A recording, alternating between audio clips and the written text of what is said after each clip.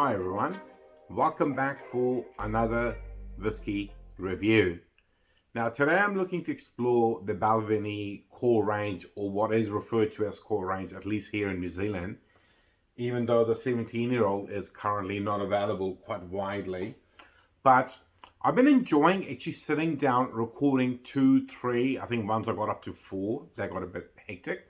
But recording 2 or 3 whiskey reviews together, which are kind of clubbed together. In this case, these are the core range offerings from the Balvenie, and it'd be quite unique to record them one after the other while the all information is still new in my head, and I'm kind of talking about one particular brand or one particular type of release in one go.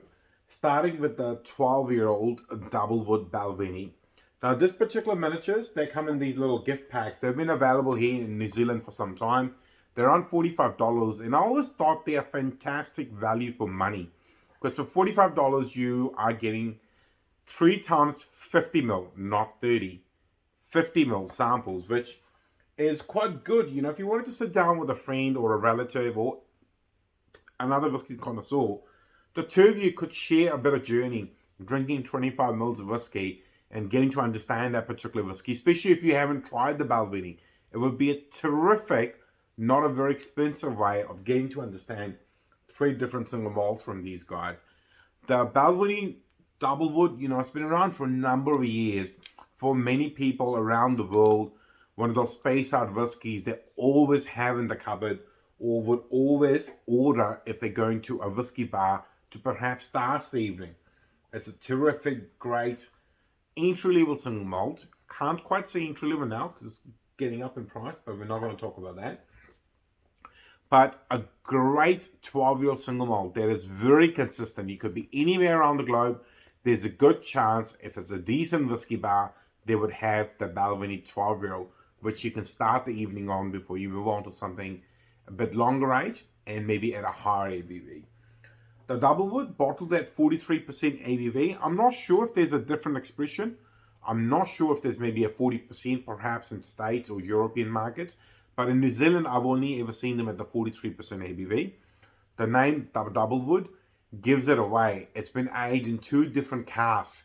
The traditional whiskey oak, they're called, which I'm going to assume is the American oak ex-bourbon cask, which is quite traditional in Scotland to use, and also sherry oak. So they're using casks that have previously had sherry, and they're kind of married together to keep a uniform age of 12-year-old. The Balvenie is a distillery I missed out on visiting when I was in Scotland in 2018. It was a choice I had to make because I had a very limited number of time. Do I go to Glenfiddich and do the 4-hour tour, which was middle of the day till 4 p.m, or I do 2 short visits to Balvenie and Glenfiddich? And I chose Glenfiddich because, well, Glenfiddich is what started my love affair with single malt Scotch whiskey. So I guess hopefully one day when I go back, I can do the Balvenie this time, which is a dream of mine. I would love to go to the distillery and learn a little bit more about the history and see the whiskey being made and visit some aging warehouses. Right, to the whiskey. Reasonably light in color, not too dark. Obviously, we don't know in what ratio they're using the ex-bourbon whiskey oak, I think they're calling it, in sherry oak casks. But yeah, really, really well. Right, let's see what's it like on the nose. Oh, that honeyed sweetness.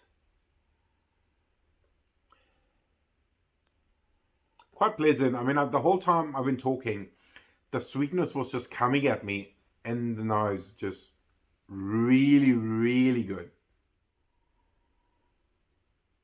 And just a hint of spice. Nothing too crazy, not too cinnamon or just a tiny hint of spice. Very, very gentle. There's a slight nuttiness to it as well. Overall, a very, very pleasant whiskey on the nose. And I just remembered, I spoke about the ABV. If I recall correctly, the 700 ml stock we get in New Zealand is 40% as well. I'll have to check that. So I guess it's a pleasure to try a 43% in the little miniature for once. But just the honey, Gentle spice and bit of that nuttiness. And maybe sweetness of sultanas. Really pleasant. Really, really good. Well, let's see what's it like on the palate.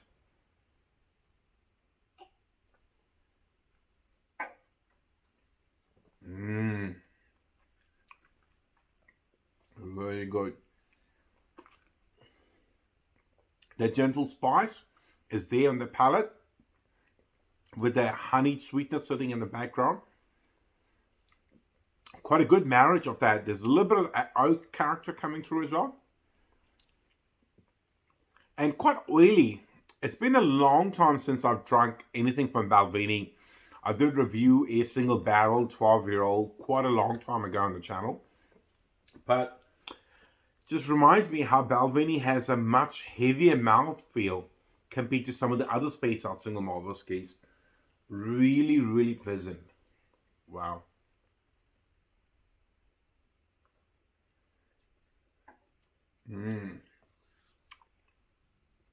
Really good. I mean, there's heaps in there for a novice drinker to get into the single malt journey and try something that interesting up front. But also for a seasoned drinker who's tried quite a few different cask strength whiskies or long aged whiskies, there is plenty in there to decipher, to enjoy, and to savor.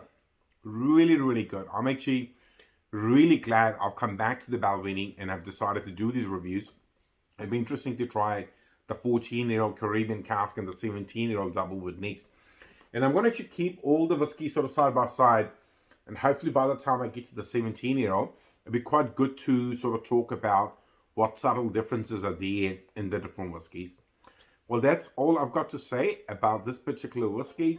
If you're liking the content, please like, share, and subscribe. Otherwise, I'll see you in the very near future with another whiskey review.